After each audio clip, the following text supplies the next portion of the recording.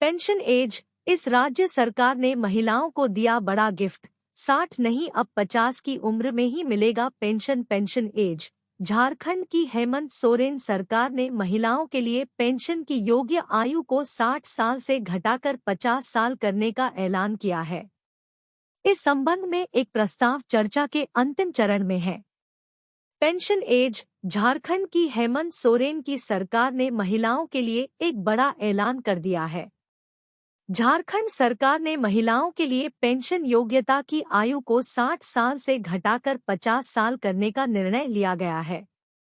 महिला, बाल विकास एवं सामाजिक सुरक्षा विभाग के सचिव कृपानंद झा ने कहा कि इस संबंध में एक प्रस्ताव चर्चा के अंतिम चरण में है। प्रस्ताव के तहत अनुसूचित जाति, अनुसूचित जनजाति और महिलाओं के लिए पेंशन की अर्हता आयु 50 साल होगी। मुख्यमंत्री हेमंत सोरेन ने इससे पहले 29 दिसंबर को घोषणा की थी कि राज्य में आदिवासी और दलित 60 वर्ष की पूर्व सीमा के बजाय 50 वर्ष की आयु प्राप्त करने पर पेंशन लाभ के पात्र होंगे। झा ने बताया कि हमें उम्मीद है कि अगली बैठक में प्रस्ताव पर कैबिनेट की मंजूरी मिल जाएगी। राज्य में जुड़ेंगे 18 लाख नए लाभार्थी। उन्होंने कहा कि इसके लागू होने के बाद झारखंड में अतिरिक्त 18 लाख लाभार्थी पेंशन योजना से जुड़ जाएंगे।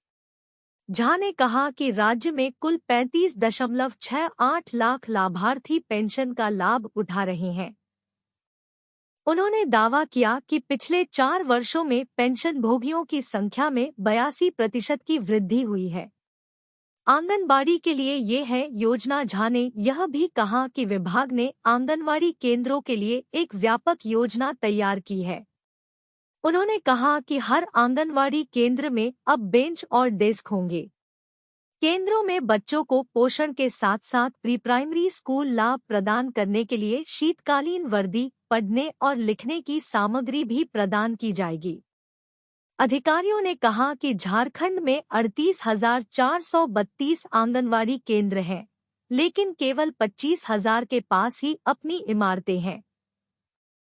झा ने कहा कि हमने एक योजना बनाई है शेष केंद्रों के लिए 3 साल में भवन स्थापित करने की। इसके अलावा ट्रांसजेंडर समुदाय के लिए भी योजनाएं चल रही है।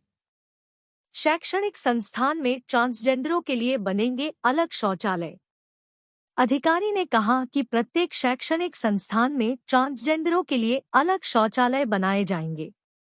एक ट्रांसजेंडर बोर्ड स्थापित करने का भी प्रस्ताव किया गया है।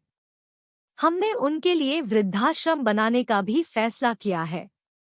झा ने कहा कि झारखंड सरकार भी राज्य में विधवा विवाह को प्रोत्साहित कर रही है और इसने चालू वित्तीय वर्ष से एक योजना शुरू की है, जिसके तहत 2 लाख रुपए का एकमुश्त मानदेय बढ़ाया गया है।